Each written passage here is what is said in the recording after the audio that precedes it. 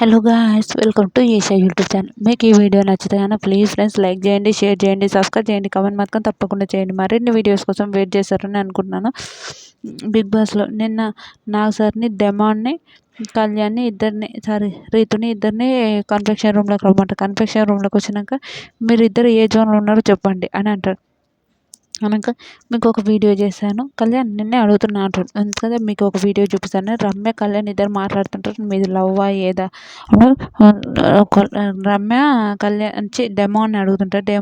Demon మాటలు ఒక చిచి అట్లాంటిది ఏం లేదు అంటే మళ్ళీ ఏందిరా ఎఫెక్షనా ఏంటంటే నాకు ఎక్కువ ఎఫెక్షన్ ఓకే కంఫర్టబుల్గా మాట్లాడుతుంటే ఇంకా వీడియో చూసిన తర్వాత రీతు ఫీజులు ఎగిరిపోయినాయి అనుకోండి.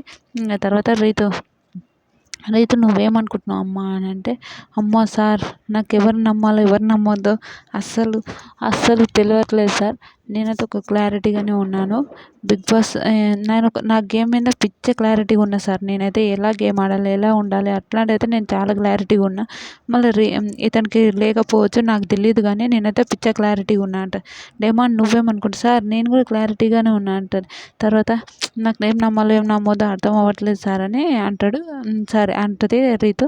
వెనక సార్ నేను మాట్లాడుకుంటే డెమాన్ బయటకు అంటే ఎవరు అంటే ఆడియన్స్ 100% ఇస్తారు.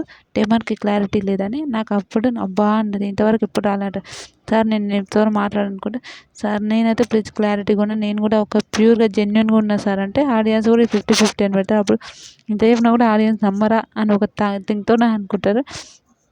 కానీ రీతు మాత్రం ఫుల్ క్లారిటీగా ఉంది. ఆ గేమ్ అయినా ఏదైనా చాలా క్లారిటీగా ఉంది నాకు అనిపిస్తుంది. కానీ చాలా మంచి అమ్మాయి రీతు అయితే. మీకేమనిపించిందో కూడా ప్లీజ్ కమెంట్ చేయండి. వీడియో నచ్చితే ఒక లైక్ కొట్టుకోండి. బాయ్.